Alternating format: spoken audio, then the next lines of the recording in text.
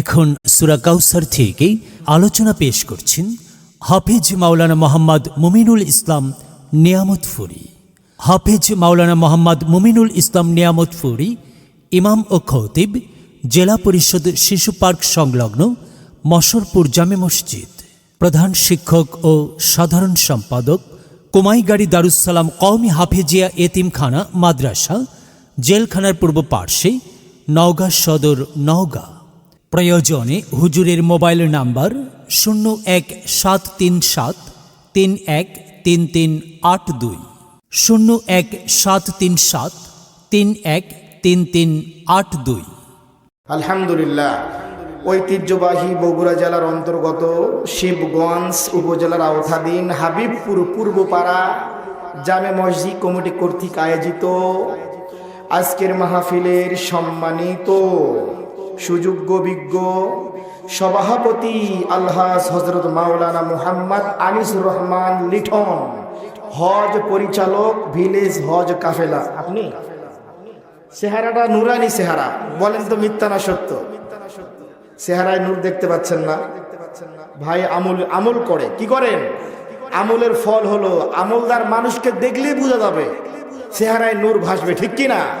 আর যারা জানাখোর, যারা অন্যায়কারী, যারা জুলুমকারী, যারা দাঙ্গাবাজ, এদেরকে দেখলেই খালি গা খালি জ্বলে উঠবে। কথা বলেন ঠিক কিনা? দোয়া করি আমাদের সম্মানিত সভাপতি আনিসুর রহমান ভাইয়ের হায়াতে রিজিকে আল্লাহ পরিপূর্ণ তারাক্কি নসিব করুন, বলেন আল্লাহুম্মা আমিন। এবং আল্লাহ পাক তেনাকে তেনার জীবনে কিছু বরকতপূর্ণ হায়াত দান করুন, যে হায়াত দ্বারা তিনি নবীর দেশে আমাদের দেশ থেকে মুআল্লিমদেরকে, হাজী সাহেবদেরকে নিয়ে যাবেন, আনবেন। এই কাজে, এই খেদমতে আল্লাহ নিয়োজিত রাখুন মৃত্যুর আগ পর্যন্ত, আল্লাহুম্মা আমিন। পাশাপাশি সহসভাপতি এবং প্রধান অতিথি অ্যাডভোকেট জামাল উদ্দিন জুয়েল ভাই, পাশাপাশি প্রধান পৃষ্ঠপোষক জনাব আলহাজ মোহাম্মদ আফজাল হোসেন ভাই, সভাপতি হাবিবপুর পূর্বপাড়া, এবং তেনার পাশাপাশি বিশেষ মেহমান জনাব মোহাম্মদ মাহমুদ হোসেন তৌফিক ভাই। এবং বিশেষ করে আজকে মাগরিব থেকে আলোচনা চলতেছে, দ্বিতীয় বক্তা, তৃতীয় বক্তা, চতুর্থ বক্তা, শেষ বক্তা আমি গুনাহগার, নাদান, নালায়েক। যাই হোক, আমার পর্দার আড়ালে আমার মা বোনেরা বসে আছেন, আমার সামনে বসে আছেন, আসলে আপনারা এত ধৈর্যশীল, আমি অবাক হয়ে যাচ্ছি। বৃক্ষ তোমার নাম কি? বৃক্ষ তোমার নাম কি? ফলে পরিচয়। আপনারা যে আসলে ধৈর্যশীল মানুষ, আর যারা ধৈর্যশীল এদেরকে ভালোবাসেন কে? কে ভালোবাসেন? আপনারা কি চান যে আজকে ধৈর্যের পরিচয় আমরা মুসাফিরকে দিব এবং আল্লাহর নৈকট্যে অর্জন করব? এটা কি চাচ্ছেন? চাচ্ছেন তো? আজকে যারা থাকবেন শেষ টপিকস পর্যন্ত মনে করব, এবং আল্লাহ তার কুদরতি নজর দ্বারা দর্শন করবেন আসলে বান্দারা ধৈর্যশীল, ঠিক কিনা? এই জন্য ইনশাআল্লাহুল আজিজ, এবং পাশাপাশি অবস্থান করছেন আমার সামনে আমার বাপ বয়সী বাবারা, যুবক ভাইয়েরা। সময় সংক্ষেপ, কি কথা বলি আমি। যাই হোক, আচ্ছা বলেন তো আমার সম্মানিত ভাইরা, এই দুনিয়া থেকে আমরা আজীবন কায়েম করে এসেছি, মৃত্যু হবে কিনা? হবে কিনা? মৃত্যু যখন হবে, কেউ ইমানের সহিত মরবে, কেউ বেঈমানের সহিত মরবে। কথা কি ঠিক না বেঠিক? আমি এটা কেমনে কথাটা বললাম, গত কয়েকদিন আগে আমার মাহফিল ছিল কুড়িগ্রাম নাগেশ্বরী। ওয়াজ করে আমি কুড়িগ্রাম শহরে ঢুকতেছি, একটা ব্রিজ আছে, ব্রিজটার নাম যেন কি, ধরলা ব্রিজ। কি নাম? ধরলা ব্রিজের কাছে দুই লোক চা খাচ্ছে, তার গল্প করতেছে, ঘুঘু মুন্সি, ঘুঘু মুন্সি, ঘুঘু মুন্সি। আমি কই, হ্যাঁ ব্যাপার কি? চা খাবে খা, ঘুঘু মুন্সির জিগির কে? হুজুর আপনি কি শুনছেন? বললাম কি? বললাম পুরো বাংলাদেশটা তোলপাড় শুরু হয়ে গিয়েছিল আজ থেকে কয়েক বছর আগে। বললাম কেন? বলে এই লোকের নাম হলো ঘুঘু মুন্সি, এই লোক ইন্তেকাল করেছেন, ওনাকে দাফন করা হয়েছে ধরলা নদীর কিনারায়। কোথায়? কে যেন বলে যে পুকুর পাড়ের কিনারায়। পুকুর পাড়ের কিনারায় কোথায়? ধরওয়াল নদীর কিনারায়। তো দাফন করার পরে 22 বছর পর নদীর ভাঙ্গন ভাঙতে ভাঙতে ভাঙতে এক পর্যায়ে এই ঘুঘু মুন্সি কাপনের কাপড় সাদা না কালো, কে যেন কয় কালো কাপড় হয়, হ্যাঁ সাদা, বের হয়ে গেছে। শুনছেন আপনি? শুনছেন মোবাইলে দিছিল না? ও তাহলে ঠিক আছে, আমার এক জাতি ভাই পাইছি তো নাকি, মানে আমি এখন মানে একটু কথাটা বলতে সাহস পেলাম যে না আমার এই কথাটা নির্ভেজাল, ঠিক ঠিক কিনা। তো এখন সাদা কাপড় বের হয়ে গেছে, এখন লোকজন সবাই জড়ো হয়ে গেছে, হারে এই লাশ কার রে? একজন মারছে জোরে টান, আর টান মারা মাত্র বালি মাটি তো পুরো লাশ বের হয়ে আসছে। 22 বছর আগে যে লোকটা মারা গেছে, যার চেহারা আকার আকৃতি গঠন যেমন ছিল, কাপনের কাপড় সাদা যেমন ছিল তেমনই অক্ষত আছে। আলহামদুলিল্লাহ। কথা কি বুঝতে পেরেছে? আল্লাহর জান্নাতের মেহমান। এখন এই লোকেরা বলতেছে হুজুর এখানে তো শেষ নয়, আরো কিছু আছে। কি আছে বলেন? তাকে আবার আরেক জায়গায় দাফন করা হয়েছে, সেখানে একই কাণ্ড। 2 বছর পরে আবার নদী ভাঙ্গন শুরু, এইখানে একই কাহিনী ঘটে গেছে, আবার বের হয়েছে আবার অক্ষত অবস্থায় 2 বছর পরে, যেমন সাদা কাপড় তেমন হুবহু সাদা। কথা কি বুঝতে পেরেছেন? যেমন সাদা চেহারা ঠিক। যারা দাফন করছে লাশ ধোয়াইছে এরা বলছে এই তো ঘুঘু মুন্সি রে। আমি এখন ভাই বলতেছি, ভাই এই লোকটা 22 বছর পরে তার লাশ বের হলো। আচ্ছা বলেন তো সবচেয়ে বড় আদালত হাইকোর্ট না বিবেক? জোরে বলেন। সবচেয়ে বড় আদালত জজ কোর্ট না বিবেক? সবচেয়ে বড় আদালত সুপ্রিম কোর্ট না বিবেক? তা আচ্ছা বলেন তো এই যে লোকটা 22 বছর পর লাশটা বের হলো ভাই, হাবিবপুরের ভাইজান আমার, তা আচ্ছা বলেন তো এই লোকটা কি আল্লাহর কাছে প্রিয় না অপ্রিয়? তা প্রিয় কেন হলো? অবশ্যই কিছু গুণ আছে।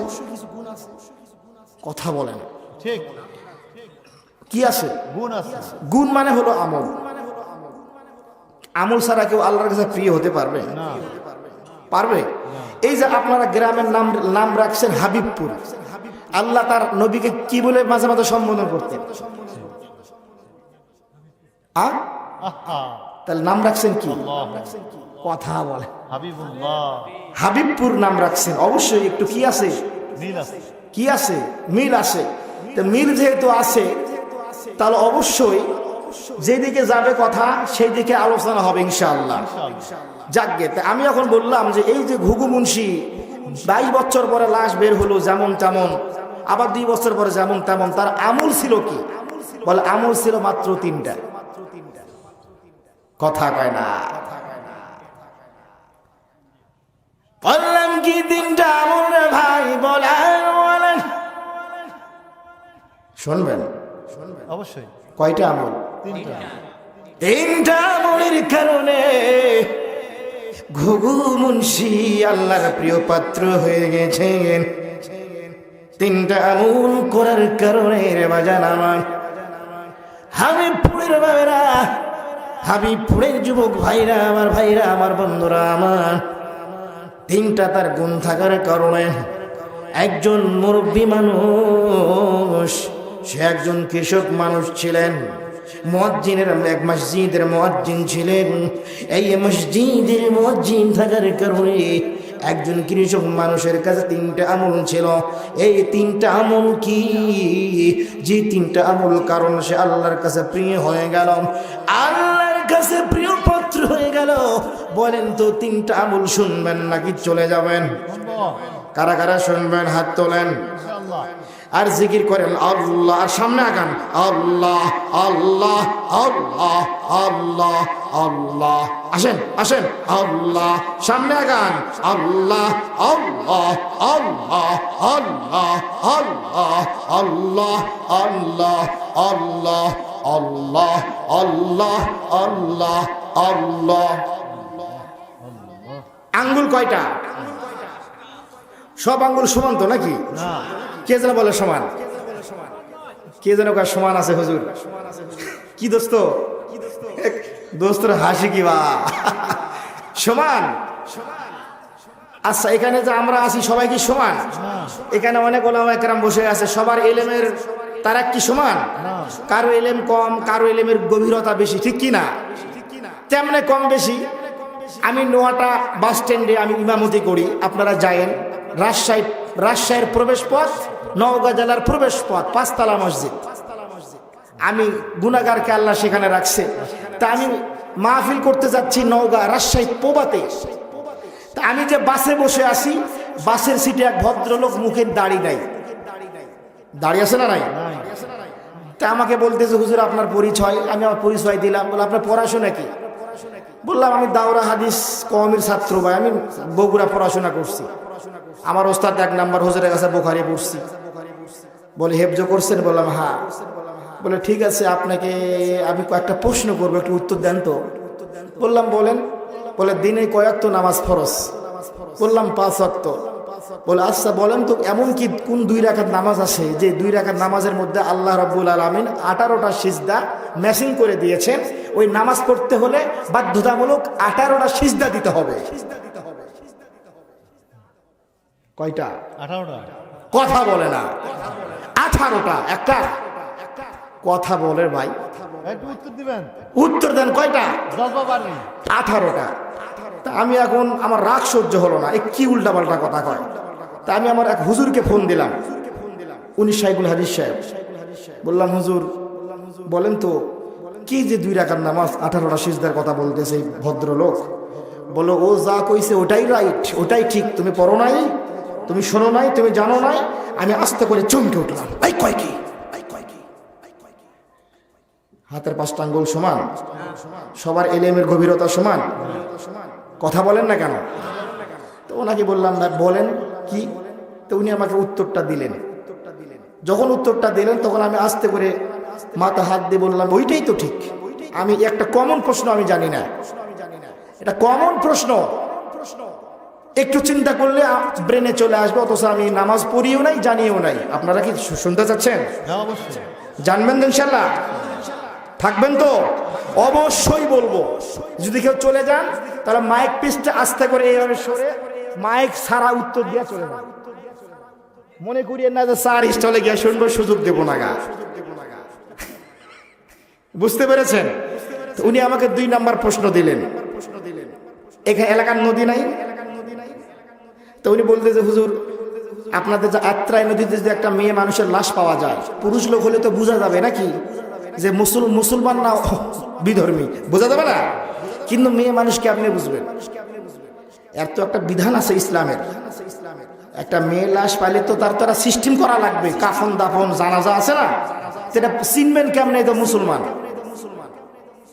সুরত কি? মুসলমান না মহিলার পুরুষ? ও মুসলমান, মানে এই মহিলা কি মুসলমান না হিন্দু না খ্রিস্টান না বৌদ্ধ? এর জানাজা হবে না আগুনে পোড়াতে হবে? বিধান দিয়েছেন কে? আল্লাহ। কথা কি কেউ জানেন? শুনবেন? 2 নাম্বার প্রশ্ন করলেন, আমি আটকে গেলাম। উনি আমাকে 3 নাম্বার প্রশ্ন করলেন, হুজুর বলেন তো, এই প্রশ্ন বুঝে হুজুর জানে। হুজুর আপনি বলিয়েন না যেন, যে কোন নামাজ অর্থ মতো পড়লে গুনাহ হবে? এমন নামাজ আল্লাহ বিধান দিয়েছেন, ওই নামাজ অর্থ মতো পড়লেই গুনাহ হবে। হুজুর ঠিক না? এই যে দেখছেন, ঠিক আছে, যা হোক সাহস পেলাম। কি পেলাম? তুমি ইনশাল্লাহ বলবো। তাহলে 3টা প্রশ্ন করলেন, আমি আটকে গেলাম। তাহলে এই 3টা প্রশ্ন মনে করেন এই বক্স। 2 রাকাত নামাজে 18টা সিজদা, মহিলার লাশ দাফন কাফনের ব্যবস্থা, অসিনা অজানা। 3 নাম্বার, কোন নামাজ ওয়াক্ত মতে বললে গুনাহ হবে? আর ওই যে ঘুঘু মুন্সি, কোন 3টা আমল থাকার কারণে 22 বছর পর যেমন লাশ তেমনই আছে।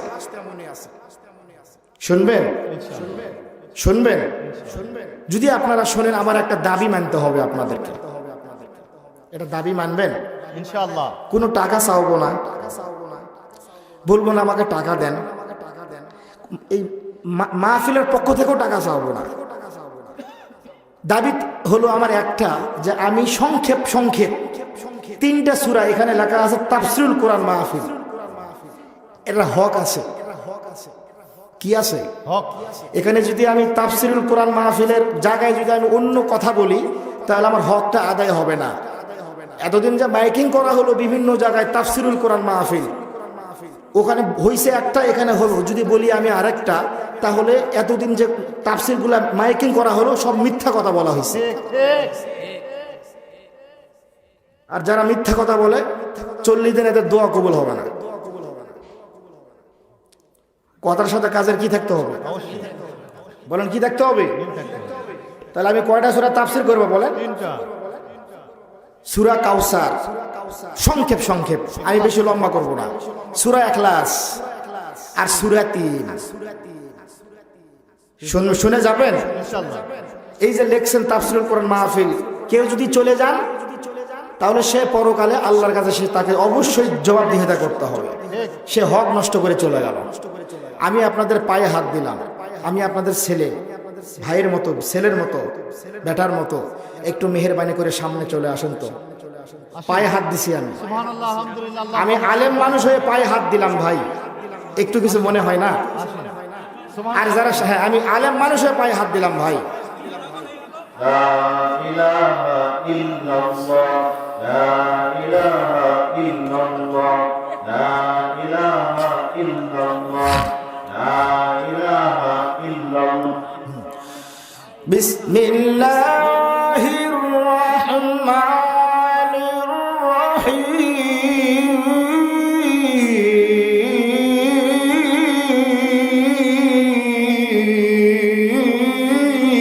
আল্লাহু আকবার।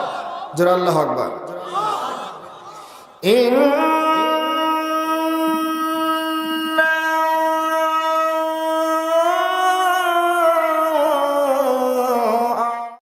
كوثر فصل لربك وانحر إن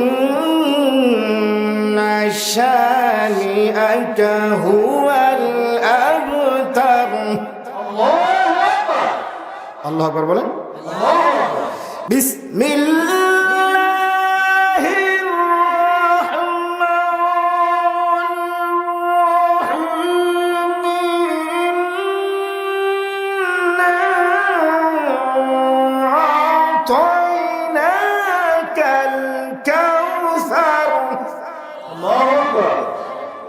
আল্লাহু আকবার বলেন। কোন সূরা? কি সূরা? সূরাতুল, একেবারে কোরআনুল কারীমের মধ্যে ছোট্ট সূরা। কি সূরা? ছোট্ট সূরা। এই সূরার মধ্যে আয়াত সংখ্যা হলো 3টা। কয়টা?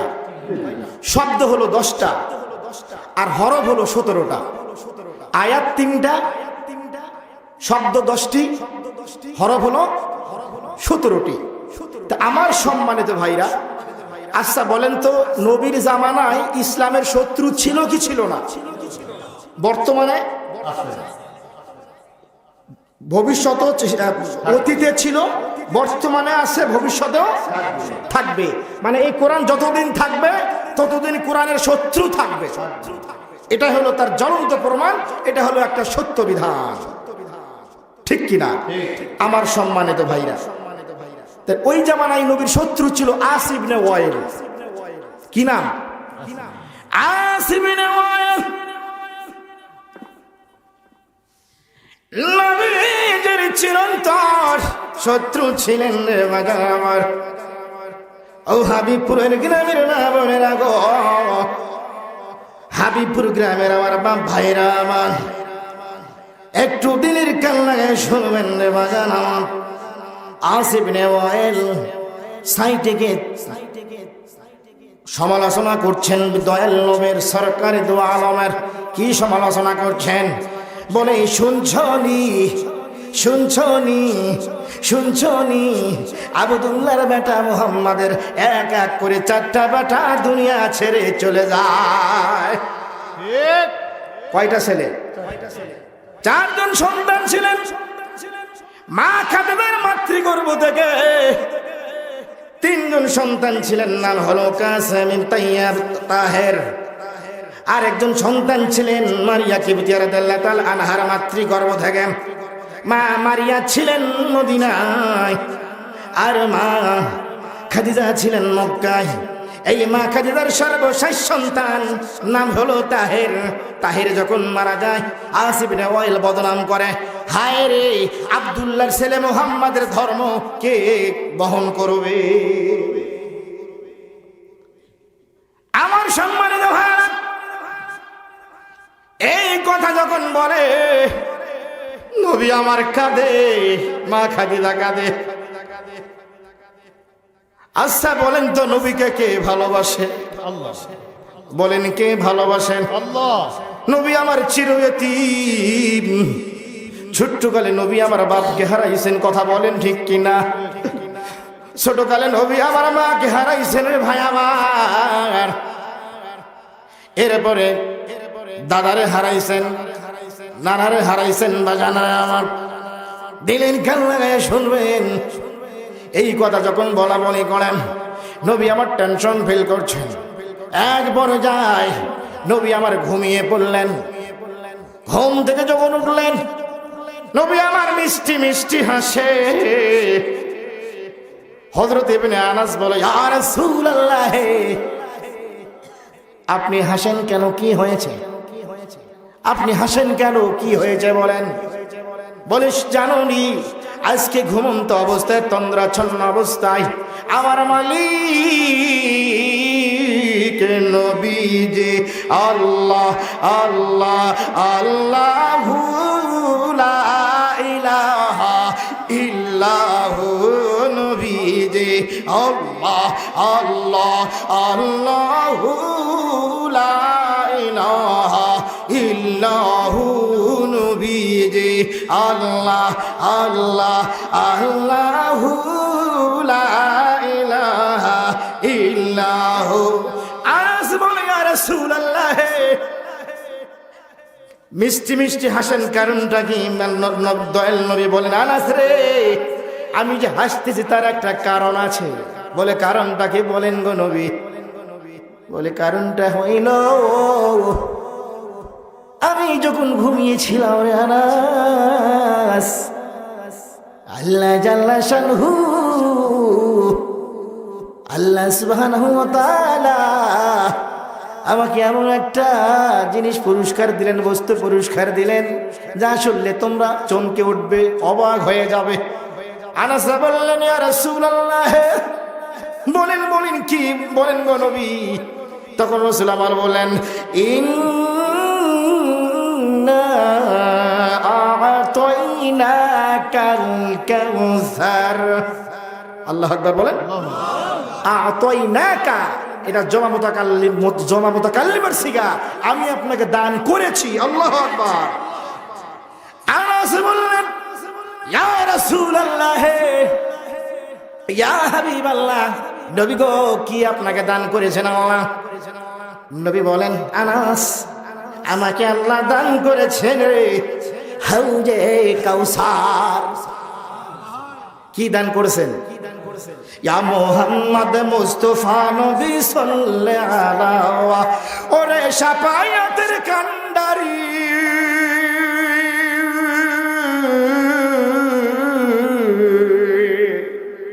আল্লাহু আকবার। ওরে শাফায়াতের কান্ডারি নবী কামলিওয়ালা, ইয়া মুহাম্মদ, ইয়া মুহাম্মদ মুস্তাফা নবী সাল্লাল্লাহু আলাইহি। আল্লাহু আকবার। আনাস বললেন, ইয়া রাসূলুল্লাহ, হাউজে কাউসার কি? নবী বললেন, আনাস শোনো শোনো, হাউজে কাউসার হইল একটা পানি, এই পানিটা হলো দুধের চেয়ে সাদা। আল্লাহু আকবার। এবং শুধু কি তাই, মধুর চেয়ে মিষ্টি আনাস, এবং এর ঘ্রাণ হবে মিশক আম্বরের চাইতে বেশি রে আনাস। সুবহানাল্লাহ। শুধু কি তাই নয়, এই পানি একবার যারা খাবে হাসরের ময়দানে, এক বছর নাই, 2 বছর নয়, 50,000 বছর তাকে আর কোনদিন তৃষ্ণা লাগবে না। আল্লাহু আকবার বলেন। আল্লাহু আকবার। আচ্ছা বলেন তো, এই যে তাহের সন্তানটা মারা গেল আমার নবীর, তিনি কার মাতৃগর্ভের সন্তান ছিলেন? মারিয়া কিবতিয়ানা খাদিজা, বলেন খাদিজা। আল্লাহ রসুলের 13 জন বিবি ছিলেন। কতজন? এখন একটা প্রশ্ন করতে পারেন, হুজুর নবী এতগুলো বিয়ে কেন করলেন, কেন করেছিলেন? এর উত্তর হইল, আল্লাহ নবী মা আয়েশাকে যখন বিয়ে করেছিলেন, মা আয়েশার বয়স ছিল তখন 7 বছর, আর নবীর বয়স ছিল তখন 54 বছর। এর মানে আমার নবী শিক্ষা দিয়ে গেছে, ও আমার উম্মতের, আরে যদি কোনো ছেলের বয়স বেশি হয়, মেয়ের বয়স কম হয়, আমার নবী জানতেন এই বাংলাদেশ নামে একটা দেশ আসবে, আর ওই দেশে নিয়ম চালু হবে 18 বছর না হলে মেয়েদেরকে বিয়ে দিও না। এই নবী আমার আগেই সংকেত দিয়ে গেছে, যদি মেয়ে সাবালিকা হয়ে যায় তাহলে তোমরা বিয়া দিতে পারবা। কথা বলেন ঠিক কিনা? এরপরে মা খাদিজার বয়স 40, তখন আমার রসুলের বয়স ছিলেন কত? 25। তাহলে স্ত্রীর চাইতে, স্বামীর চাইতে স্ত্রীর বয়স কম না বেশি? তো নবী আমার এটা শিক্ষা দিলেন, ও আমার উম্মত, আমি ইন্তেকালের পরে যদি আমার কোন উম্মত বিয়ে করতে চায়, যদি স্ত্রীর বয়স যদি বেশি হয়, তোমরা কেউ মনোক্ষুণ্ণ হবে না। আমি রসুল করেছি, তোমরাও করবা, সুন্নত আদায় করে কবরে যাইবা, আমি নবী সুপারিশ করব। কথা কি বুঝতে পেরেছেন? এরপরে দেখেন জয়নব তালাক প্রাপ্তা স্ত্রী ছিলেন। আজকাল যুগে অনেক ছেলে বিয়ে করতে চায় না তালাক প্রাপ্তা মেয়েকে। জয়নব তালাক প্রাপ্তা স্ত্রী ছিলেন, মা জয়নব। নবী আমার তাকে বিয়ে, আল্লাহ রাসূল বিয়ে করেছিলেন। এরপরে মা সাদিয়া ছিলেন ইহুদি সম্প্রদায়ের মেয়ে, রাসূল বিয়ে করেছেন। মারিয়াম, মা মারিয়াম ছিলেন খ্রিস্টান সম্প্রদায়ের মেয়ে, রাসূল আমার বিয়ে করেছেন। এর মানে হইল নবী শিক্ষা দিয়ে গেছেন, ও আমার উম্মত, তোমাদের সামনে যদি কোনো তালাক প্রাপ্তা মেয়ে থাকে, যদি টাকা পয়সার অভাবে বিয়ে দিতে না পারে, তোমরা হেউ প্রতিপন্ন না করে বিয়ে করো, আমি নবী আমার সুন্নত আদায় করো। কথা কি বুঝতে পেরেছেন? কথা কি বুঝতে পেরেছেন? আমার ভাইরা, আমার বন্ধুরা, আমার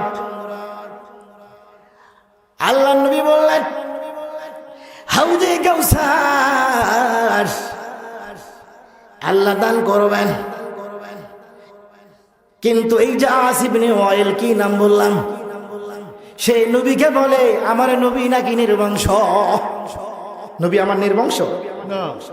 তিরমিজি শরীফের হাদিস, হাদিস নম্বর 2546, ইবনে মাজাহ শরীফের হাদিস 4289 নম্বর হাদিস, মিশকাত শরীফের হাদিস 5244 নম্বর হাদিস। আমার ভাইরা, জান্নাতের ময়দানে জান্নাতীদের কাতার হবে টোটাল 120 কাতার। কয় কাতার? 120 কাতার। উম্মতে মুহাম্মাদির কাতারই হবে 80টা, আর বাকি 40টা হবে অন্য অন্য নবীর। তাহলে বলেন তো, আমার নবীকে যে নির্বংশ বলল, আচ্ছা বলেন তো অন্য অন্য নবীদের চাইতে আমার নবীর উম্মত কম না বেশি? ইয়া রাসূলুল্লাহ, ইয়া হাবিবাল্লাহ, ইয়া রাসূলুল্লাহ, ইয়া হাবিবাল্লাহ, পাই যদি নমি গো আপনার দিদার, ওরে মোদের যন্ত্রণা থাকবে না আমার, দয়াজ করিয়া দিও ও গদিদার। ইয়া রাসূলুল্লাহ, ইয়া হাবিবাল্লাহ, ইয়া রাসূলুল্লাহ, ইয়া হাবিবাল্লাহ। আরবের মা বোনেরা কত বড় ভাগ্যবান, নবীজির রূপ দেখিয়া কাফের হইল মুসলমান। আল্লাহু আকবার বলে, আল্লাহু আকবার বলে। তাহলে ইবনে ওয়াইল কি বলে, নবী নাকি আমার নির্বংশ। নবী কি নির্বংশ? আচ্ছা বলেন তো, আপনাদের গ্রামের মুয়াজ্জিন দিনে আজান দেয় কয়বার? ইবনে ওয়াইলের কথা সত্য না মিথ্যা দেখেন তো, কয়বার আজান দেয়? কয়বার? আজানের মধ্যে কি এই শব্দ উচ্চারণ করে না মুয়াজ্জিন? আশহাদু আন্না মুহাম্মাদুর রাসূলুল্লাহ।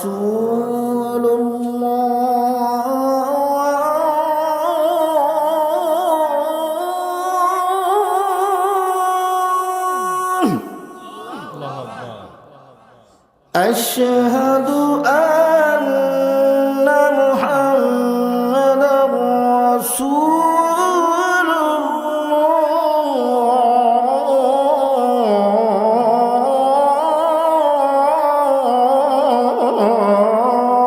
আল্লাহু আকবার।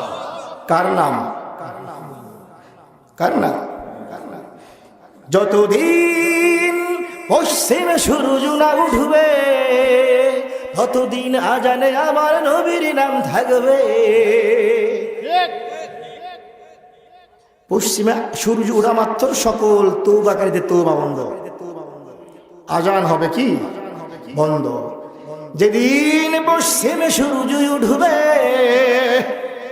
ততদিন আমার নবীর আজানে নাম নামের ধ্বনি উচ্চারণ হবে। আল্লাহু আকবার। তাহলে আজানেও নবীর নাম, আল্লাহ যেখানে নবী সেখানে। এরপরে দেখেন একামত, দিনে মুয়াজ্জিন 5 বার আজান দিলে নবীর নাম 5 বার বলা হয়। একামত 5 বার নাম, আজান একামত 5 বার নবীর নাম। আল্লাহু আকবার বলে, যেরকম আল্লাহু আকবার।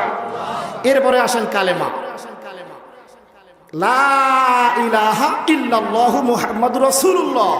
সাল্লাল্লাহু আলাইহি ওয়াসাল্লাম। এখানে 6-12টা হরফ আছে, একটা হরফে নোক্তা নাই। ঠিক।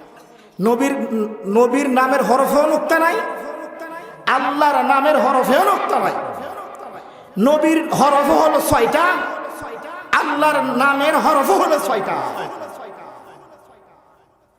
ঠিক সমান সমান, সই সই, পারফেক্ট। দিয়েছেন কে? আল্লাহ আল্লাহ আছে তো? আছে। আল্লাহ আছে না? দেখতেছে। আমি যাচ্ছি এখলাসে। আল্লাহ আছে কোথায় দেখবেন ইনশাআল্লাহু আজিম। আজিজ। আমার সম্মানিত ভাইরা, তাহলে আজানে নবীর নাম, একামতে নবীর নাম, কালেমাতে। এরপরে আসেন, আমরা যখন নামাজিরা নামাজ পড়ি গো, নামাজিরা যখন নামাজ পড়ি 2 রাকাত নামাজের পরে যখন আমরা বৈঠক করি তখন একটা দোয়া পাঠ করি, আত্তাহিয়াতু লিল্লাহি ওয়াসসালাওয়াতু ওয়াত-তাইয়্যিবাতু আসসালামু আলাইকা আইয়ুহান নবী। কাকে সালাম দিলাম? আসিম ইবনে ওয়াইল বলে নবী নাকি নির্বংশ, নির্বংশ নির্বংশ নয়। নবীর যত উম্মত আছে যারা নামাজি, সকল নামাজিরা 2 রাকাত নামাজ বৈঠক করে নবীকে সালাম দেন। এই সালাম দেওয়ার প্রমাণ হইল আমার নবীর নাম কোটি কোটি, আমার নবীকে তার উম্মতেরা কোটি কোটি বার সালাম জানায় প্রতিদিন। আল্লাহু আকবার। আল্লাহু আকবার। এরপরে আসেন যখন 4 রাকাত নামাজ শেষ হয়, কয় রাকাত? দরুদ ইব্রাহিম, আল্লাহুম্মা সাল্লি আলা মুহাম্মাদ ওয়া আলা আলি মুহাম্মাদ কামা সাল্লাইতা। এখানে দরুদ পাঠ করা হয়। তাহলে নবীর যত কোটি কোটি উম্মত আছে প্রতিদিন আমার দয়াল নবীকে কোটি কোটি বার আমার নবীর উপরে দরুদ পাঠ করা হয়।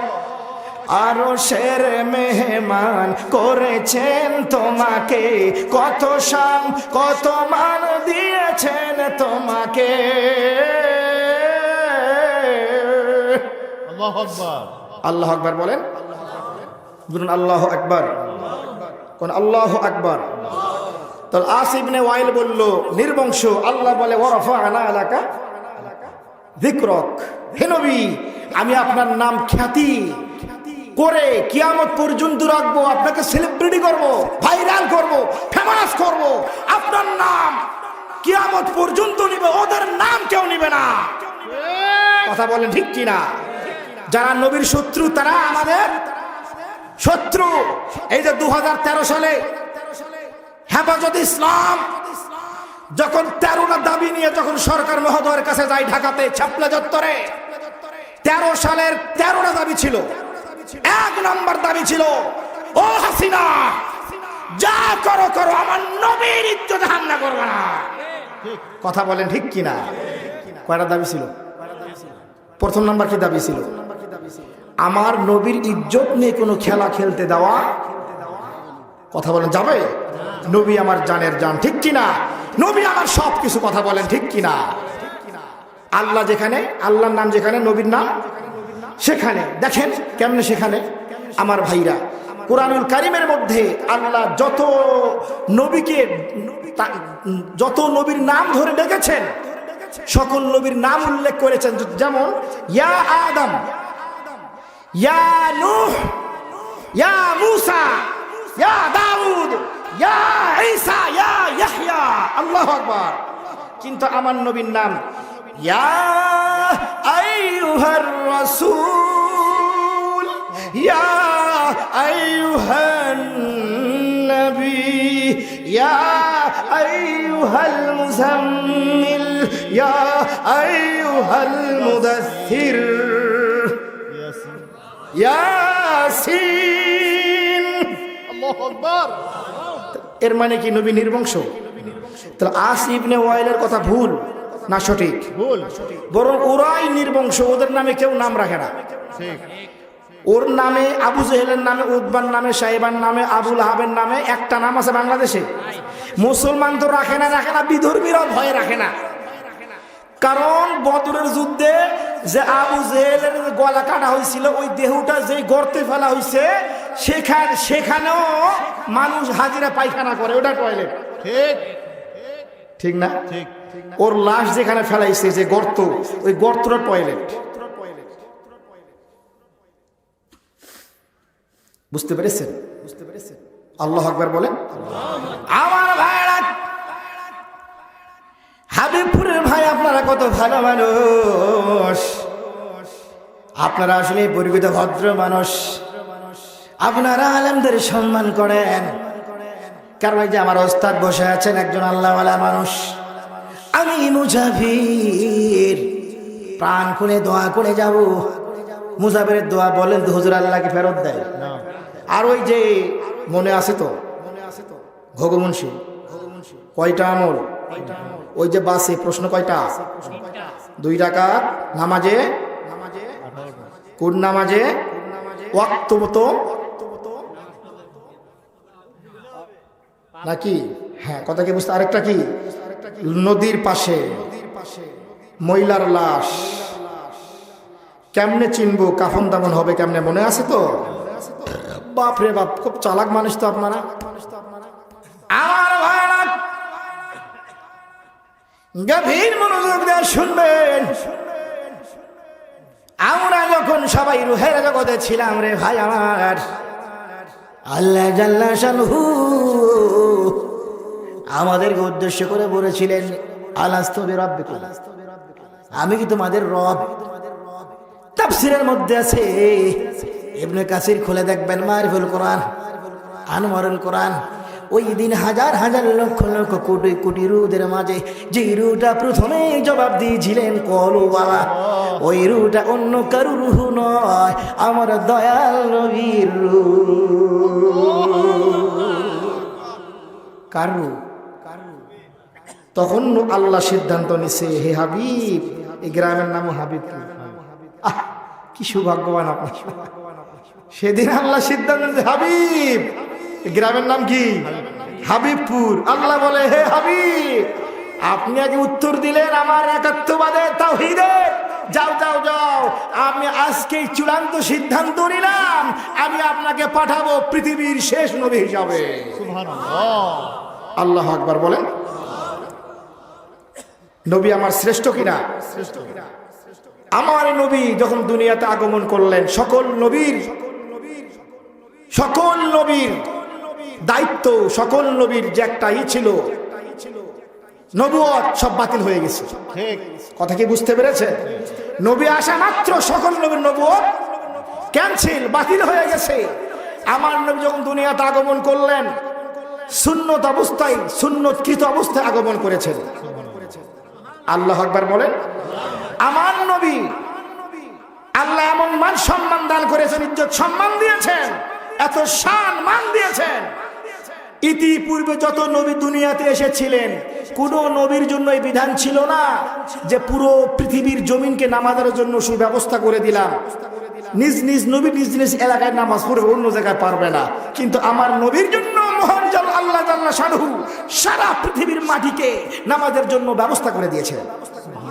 আল্লাহ অন্য কোন নবীর এই বিধান ছিল না যে পানি না থাকলে তায়াম্মুম করো, পানি নাই থাক নামাজ অফ। কিন্তু আমার নবীর বিধানে আছে, শাস্ত্রে পানি নাই কি করো, কি করো, কি করো বলে, কি করো, তায়াম্মুম করো। আমার সম্মানিত ভাইরা, এরপরে আসেন তা নবীর শান মান কম না বেশি, কম না বেশি, কেমনে বেশি দেখেন। فتهجد به نافلة لك عسى أن يبعثك ربك مقاما محمودا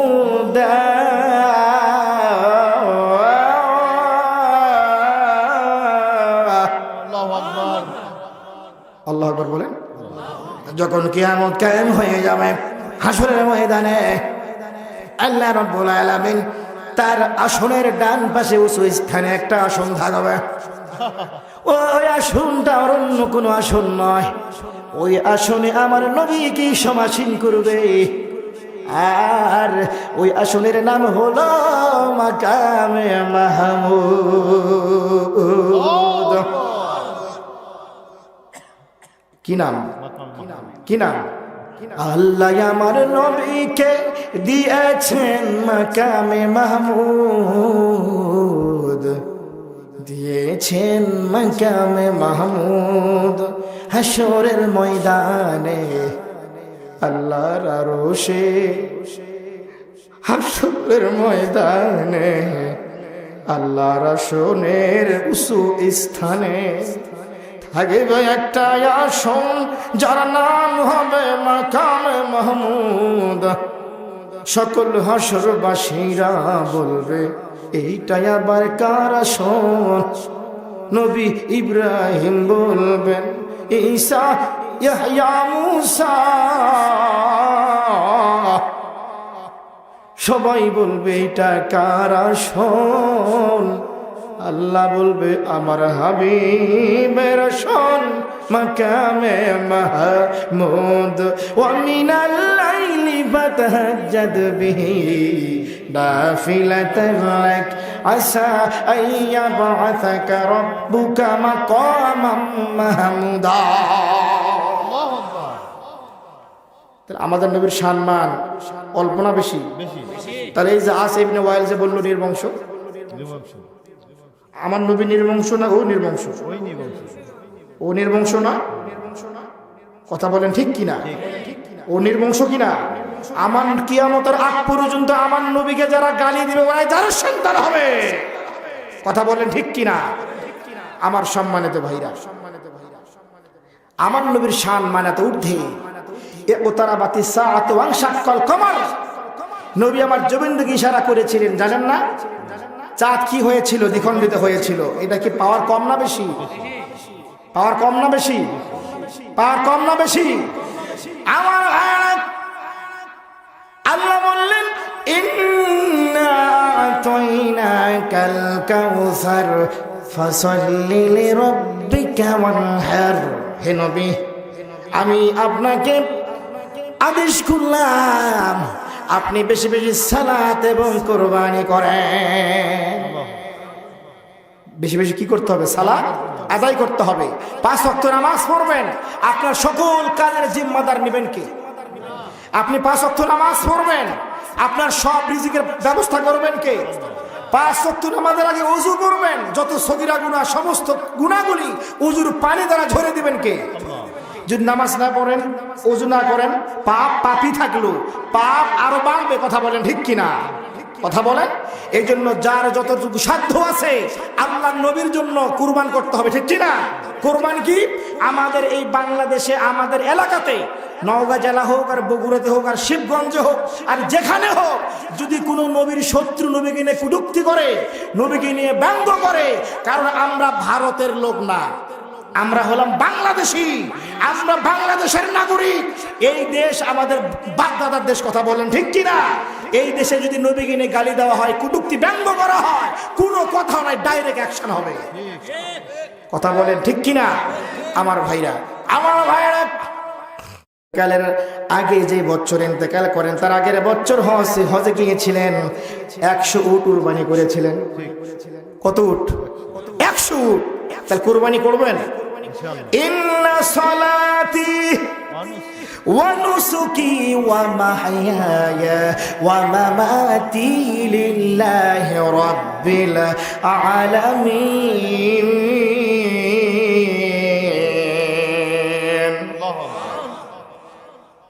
নামাজ আল্লাহর জন্যে, কুরবানি আল্লাহর জন্যে, হায়াত মওত আল্লাহর জন্যে। পড়ো পড়ো নামাজ, করো করো কুরবানি। আল্লাহু আকবার। ইন্না আ'তাইনাকাল কাউসার, হে নবী আমি আপনাকে দান করলাম হাউজে কাউসার। এই কাউসার তারাই খাবে, তারাই পান করবে হাসরের ময়দানে, যারা ঠিকঠাক মতো ফাসাল্লি লিরাব্বিকা ওয়ানহার, যারা ঠিকঠাক মতো নামাজ পড়বে এবং কোরবানি দিবে। এই পানি সবার কপালে জুটবে না। জুটবে কারা? পাবে কারা? যারা ঠিকঠাক মতো যারা নামাজ পড়বে এবং যারা কি দিবে? কুরবানি দিবে।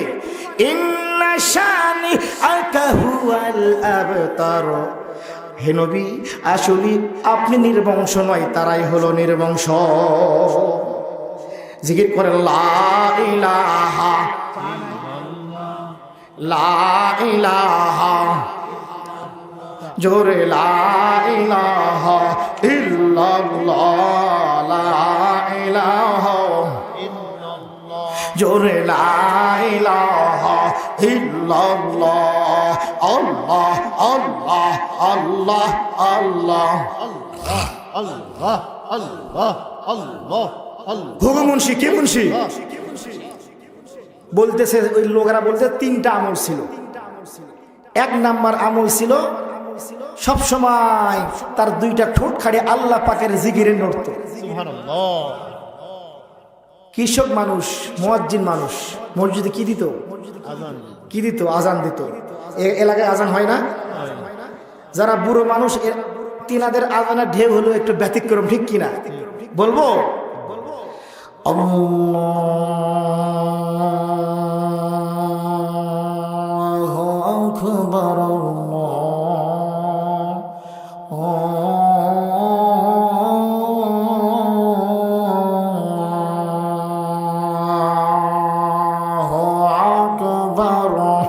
ঠিক।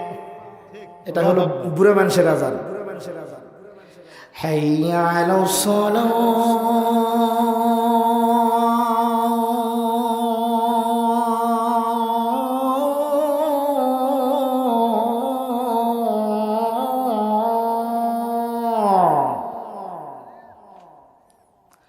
হাইয়া আলাস সালাহ।